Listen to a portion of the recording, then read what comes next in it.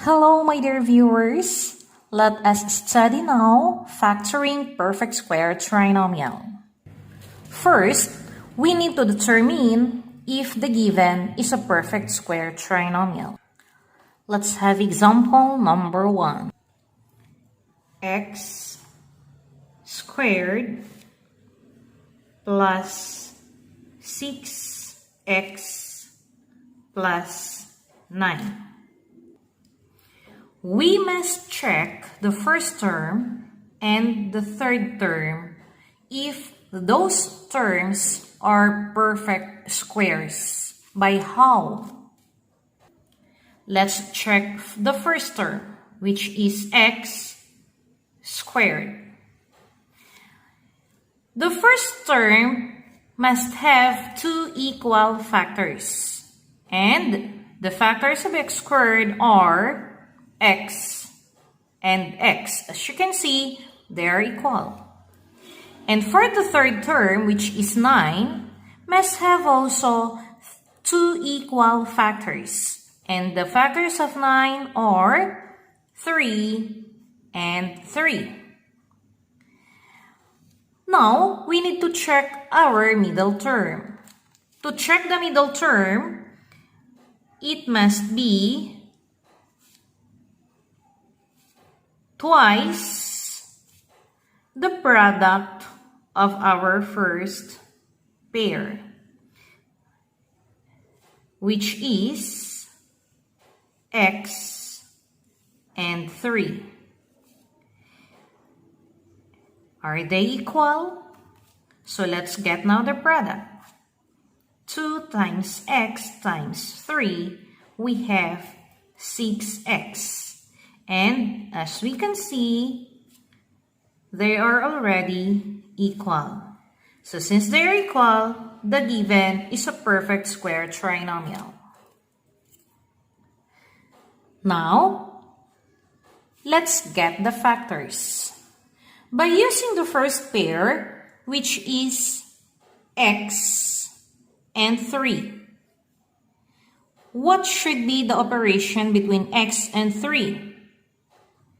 We should follow the first operation of the given, which is plus. And for the second factor, we are going to use the second pair, and that is also x plus 3, following again the first operation of the given, which is plus.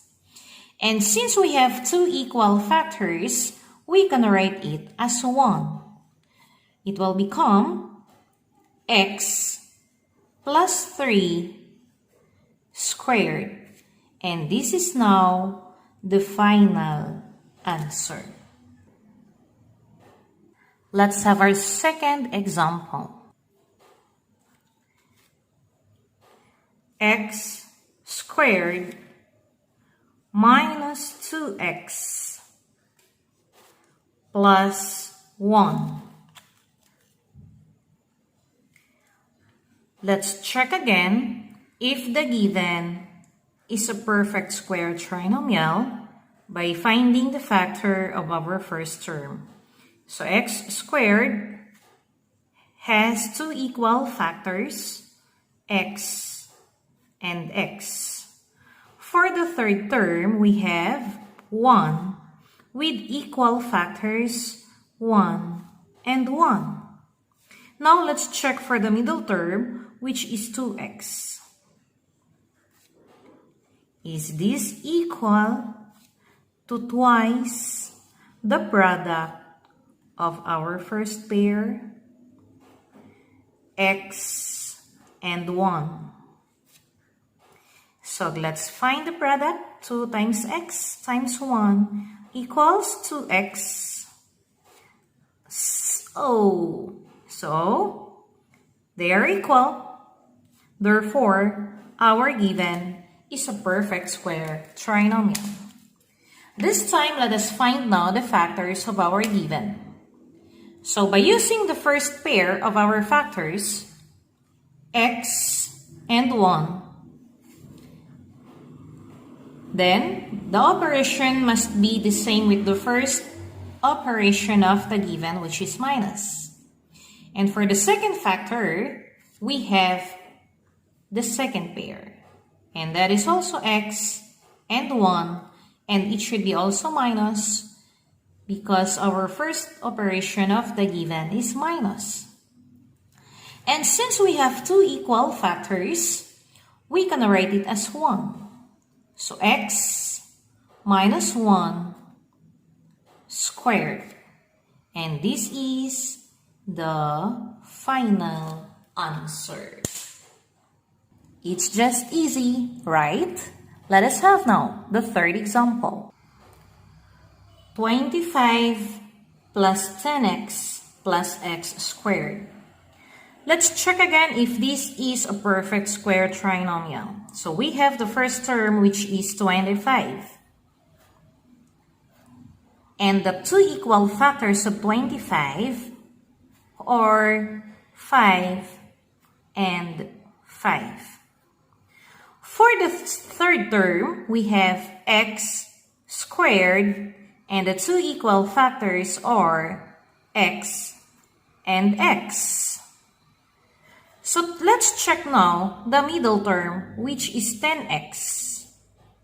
Is it equal to the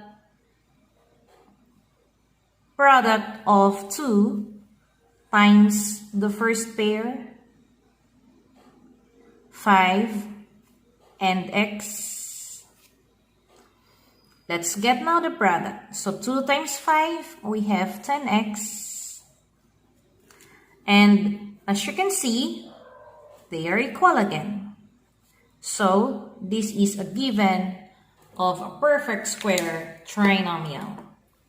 This time, let us find now the factors of the given.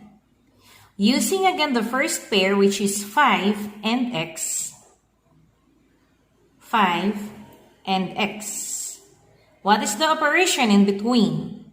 Since the first operation of the given is plus, it should be plus. And the second factor is by using the second pair, and that is 5 and x. Must be equal or the same, so plus. And we have now two equal factors, and we can write it as 1. 5 plus x squared. And this is now the final answer. It's easy. Watch the next video for the next lesson.